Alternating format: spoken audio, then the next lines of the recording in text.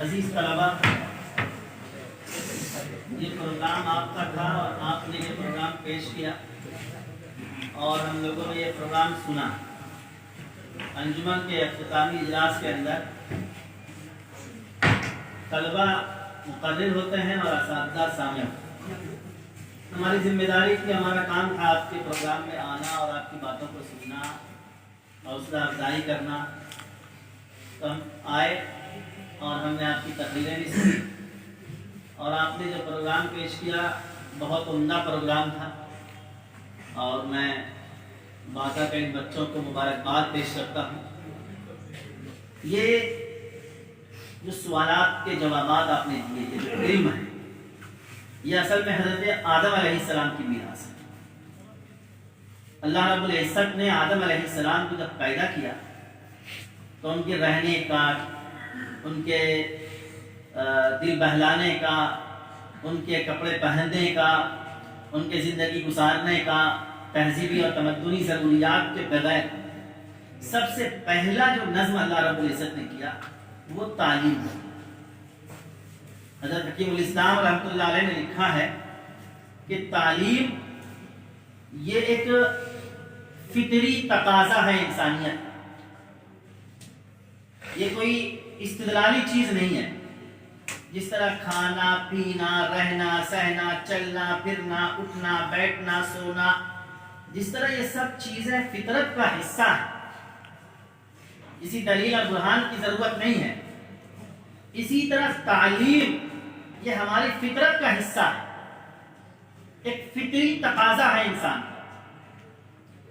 اللہ رب العزت نے آدم علیہ السلام کو پیدا کیا تو سب سے پہلے ان کو تعلیم دی۔ قرآن نے کہا وَعَلَّمَ آدَمَ الْأَسْمَاءَ، کہ اللہ تعالیٰ نے آدم علیہ السلام کو تمام چیزوں کا علم سکھلایا، تمام چیزوں کے نام سکھلائے، اس لیے کہ تعلیم کی ابتدا نام سے ہوتی ہے۔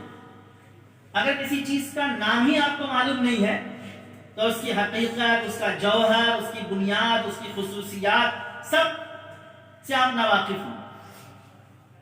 تعلیم کے لیے پہلا نمبر ہوتا ہے نام۔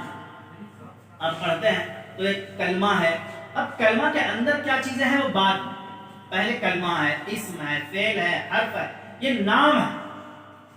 اللہ تعالیٰ نے آدم علیہ السلام کو تمام چیزوں کا علم دے دیا، اور ہم سب اولاد آدم ہیں۔ اولاد آدم ہونے کا تقاضا یہ ہے کہ علم ہمارے باپ کی میراث ہے، اور اقبال نے کہا تھا باپ کا علم میں بیٹے کو اگر ازبر ہو پھر پسر قابل میراث پدر کیوں کرے۔ اس لیے ہمیں اس فطری تقاضے کو اور اس میراث کو آگے بڑھانے کی ضرورت ہے، اس کو مزید اس کے اندر پختگی پیدا کرنے کی ضرورت ہے۔ آج ہم موبائل نے ہمارے مطالعے کے اندر اور ہمارے علم کے اندر بڑی رکاوٹ پیدا کی۔ پہلے ہم لوگ سوتے تھے تو کتاب ہمارے پاس ہوتی تھی، اور کتاب کا مطالعہ کرتے کرتے جب نیند آنے لگتی تھی تو سو جاتے تھے۔ آج ہمارا حال یہ ہے کہ ہم سوتے ہوئے موبائل دیکھتے ہیں، اور موبائل دیکھتے دیکھتے نیند آ جاتی تو سو جاتے ہیں۔ بعض طلبہ ایسے بھی پکڑے گئے کہ کان کے میں اس کے جو ہے موبائل کی وہ 2 ٹھیپی لگی ہوئی ہے اور وہ سو گئے، نیند آ گئی، یعنی کہ سنتے سنتے ان کو نیند آ جا رہی ہے۔ اور ایسے بھی طلبہ ہیں کہ ان کے جنون کا عالم یہ ہو گیا ہے کہ موبائل نہ ہو تو رات کے نیند ہی نہیں آ رہی۔ اگر کسی طالب علم کا موبائل پکڑا جائے مدرسے میں تو وہ 2 دن 3 دن جب تک اس کو موبائل نہ مل جائے نا تو بے چین رہتا ہے۔ جس طرح مچھلی کو پانی سے نکال دیا جائے تو مچھلی تڑپنے لگتی ہے، ایسے ہی حال ہو گیا ہے ہمارے پاس۔ حیدرآباد میں ایک طالب علم کا موبائل پکڑا گیا، وہ طالب علم آ گیا کہ حضرت ہم کو موبائل دے دیجیے، ہم مدرسے سے چلے۔ کیوں بھائی اتنی پریشانی کیا ہے، 1 ہفتہ رک جاؤ۔ جتنے میں وہ بہت عجیب و غریب کیفیت ہماری ہو رہی ہے، مطلب میں جی نہیں سکتا، ہم تو آپ مدرسے سے میرا نام نکال دیجیے لیکن میرا موبائل ہم کو دے دیں۔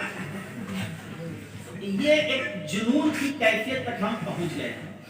یہ ہمارے لیے لمحہ فکریہ ہے، تعلیم کی ہماری سب سے بڑی ایک رکاوٹ بنتے جا رہی ہے یہ چیز، اس لیے ہمیں اس پر کنٹرول کرنے کی ضرورت ہے۔